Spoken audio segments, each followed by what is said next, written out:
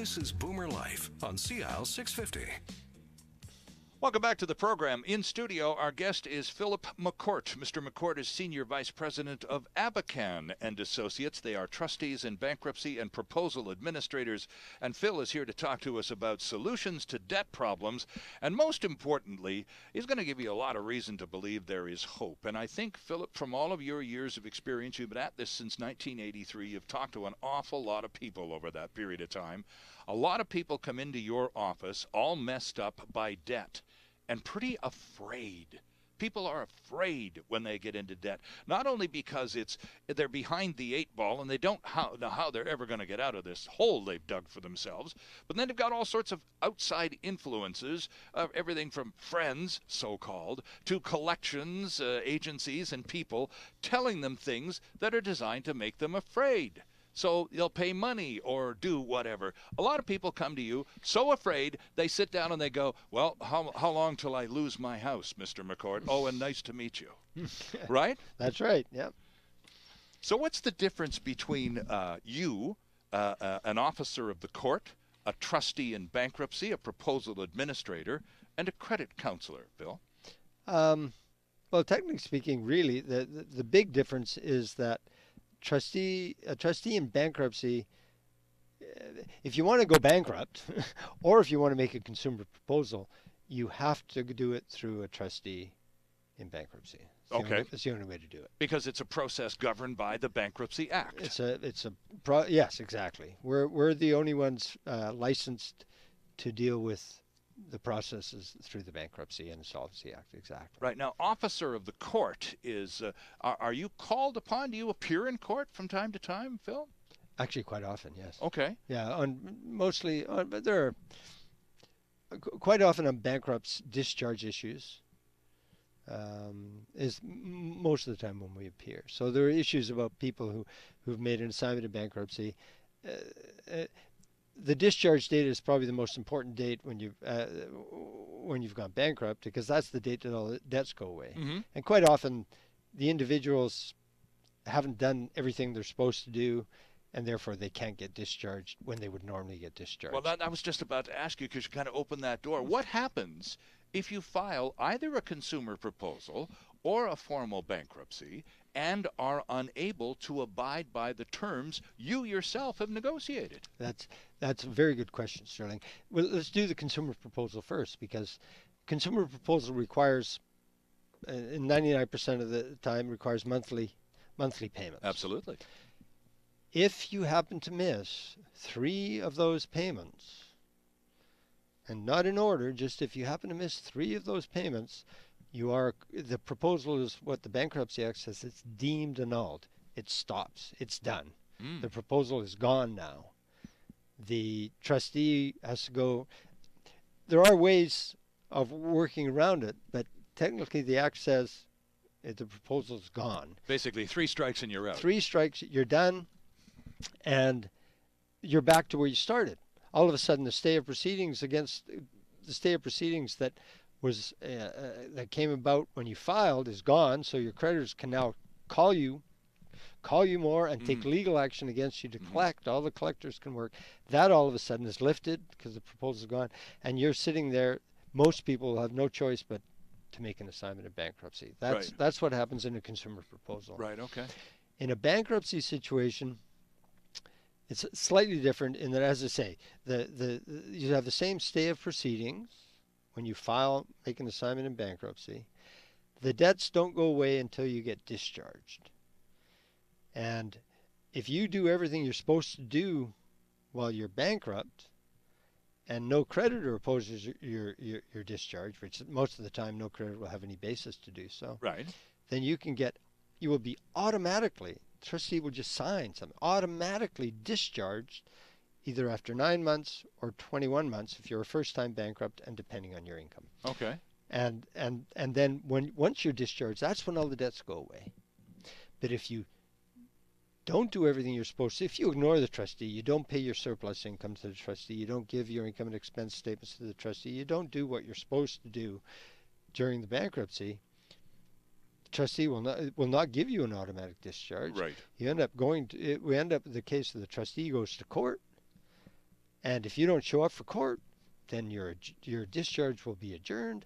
And then what happens is then if the trustee gets, the trustee has nothing more to do, the trustee will go and get discharged as trustee in your bankruptcy. Oh, I see. When the trustee is discharged as trustee in your bankruptcy, all of a sudden that stay of proceedings I talked about before is lifted again. Right. And that person who is not discharged from bankruptcy, all the debts, all the creditors can come after them again. Right. Right. Interesting stuff. Yeah, it's very technical. Well, no, but I'm glad you raised this whole matter of the stay of proceedings again, because this goes back to the fear factor, Phil. Yes. People come to your office, in some cases, a pretty sorry state of personal affairs. Yes. Their financial well-being is in jeopardy, sometimes at great risk. And they know this because every day, probably several times every day, someone calls them to angrily remind them of how indebted they are. And some of the things collection agents say to indebted human beings are illegal and pretty nasty. Yeah. So if they sit down with you and they say, okay, you work out a formula for, say, a consumer proposal or a bankruptcy if necessary. One of the first things that happens as a result of that meeting with you or one of your colleagues at Abakhan and Associates is that stay of proceedings, correct? All of those hounds are called off. That's right. Once you file either a proposal or a bankruptcy, the stay of proceedings put in place, nobody can take any legal action, and nobody legally can keep on calling you to collect. None of the collectors can. That's it. That's the important part of that signing and filing. Right. Now, is that formality, that stay of proceedings that you have the power to apply, can a credit counselor do the same thing? Or again, is this a jurisdiction exclusive to a trustee under license from the actual government? Legal stay of proceedings only really happens with a filing of a proposal or bankruptcy, which can only be done through a trustee. Okay. Credit counselors, I'm not sure, they have to make individual arrangements with each of the person's creditors, right, as I understand it. I've never done credit counseling, but that I've never acted as a credit counselor in that format. So I suppose technically speaking, there's a stay of proceedings because if they get all of the person's creditors to agree to whatever it always has to be 100% proposal. Then there's no more yelling. There's no more yelling, but right, it's not a you have to stop. Like if the person has 5 credit card companies and the credit counselor, as I understand it anyway, the credit counselor gets 3 on side, doesn't get the other 2 on side, then the other 2 can do whatever the heck they want, it seems to me. Oh, I see. But in the filing of a bankruptcy or a proposal, everybody is stopped from doing anything. When you have these creditors, you have to get the creditors to agree, whether it's a consumer proposal, Phil, or a bankruptcy, all of the people to whom I owe money have to agree with the remedy that you and I have worked out. You have to sit, do you go to meetings and how does that approval process work? Do everybody gather and sit around a table, or is it done by email and conference call? How does it happen? It's that there's no approval or not approval of a bankruptcy, but approval of a proposal happens. Division 1 proposal, Division 2 proposal, consumer proposal, is 99% by voting letter. Oh, I see. Actually, okay, it's a deemed approval thing. If nobody votes at all, then the proposal is deemed to be approved. I see. Oh, yes. So no news is good news. No news is good news, which is rare in the insolvency business, I'll tell you. Okay. Yes. So what length of time? Suppose now someone comes to your office and you go through the how much do you owe and to whom, Yep. How much do you own and how much do you earn, and you plug all those numbers into your template and you see some kind of remedy working out. How long does it take once you have that initial meeting, you get your numbers connected into the system?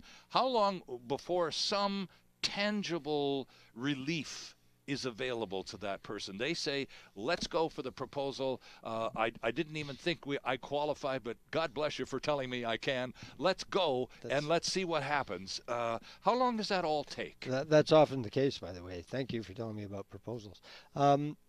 It can,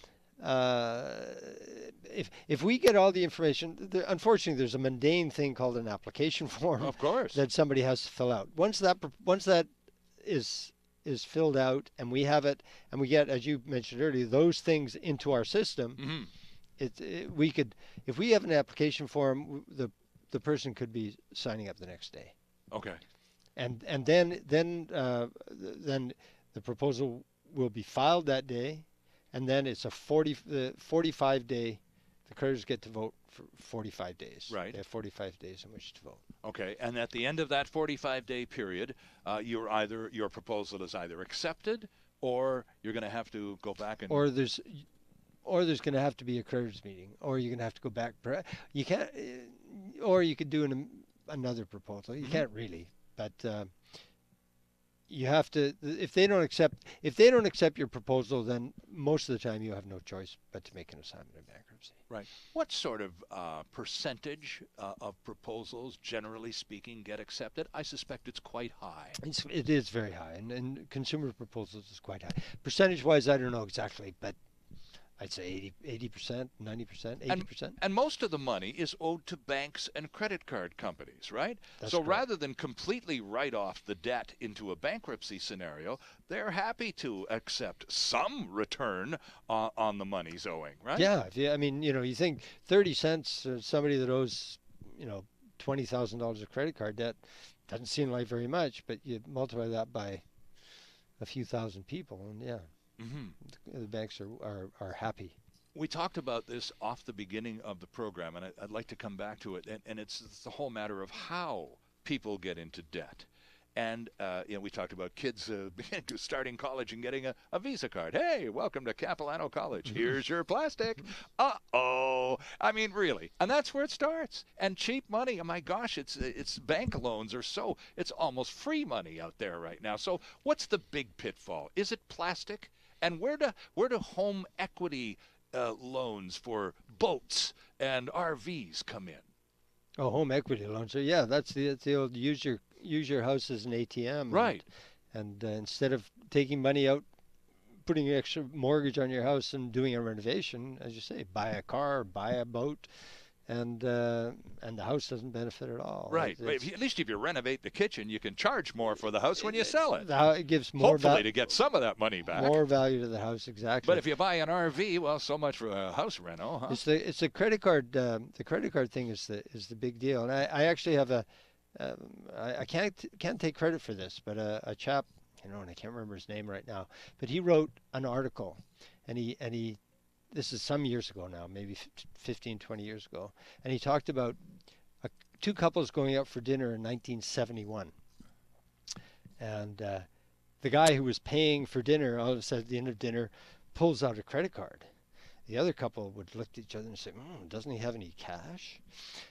In 2011, two couples going out for dinner, and the guy paying for dinner reaches in and pulls out a bunch of cash, and they look at each other and say, "Ooh, doesn't he have any credit?" The attitude is quite different. And that's only about a 40-year turnaround. Not a big deal. Credit cards. I mean, credit cards only really started in the 70s. Yeah. Right. And boy, it didn't take us long to fall in love, did it? They're. I mean, and they are very useful, and they're very helpful, and they're very convenient. Right. But you got to remember You just got to remember. Got to remember to pay the piper, because that's part of the deal, isn't it? You got to remember. The other thing, of course, another thing about credit cards is if you make the minimum payment every month, your credit rating will be as good as my credit rating is, and I pay mine off every month. Right. And so your credit record is kind of it's kind of an interesting thing. Right. So if you're paying minimum payments, and you can show up with as high a credit score as the guy who pays off all of the credit card balance every month. And sometimes my credit card company gives me a minimum payment because I pay my credit card pay $10. Yeah, exactly. So if yeah. Good luck with that one. Yeah, exactly. Our guest in studio is Philip McCourt, Senior Vice President, Abakhan and Associates, Trustees in Bankruptcy and Proposal Administrators with offices, my gosh, in Victoria, Surrey, Vancouver, Vernon, and Prince George, and online at abakhan.com. And that is spelled ABAKHAN.com. And we're back with more on Boomer Life after this. It's all about the baby boomer lifestyle. Boomer Life on CISL 650.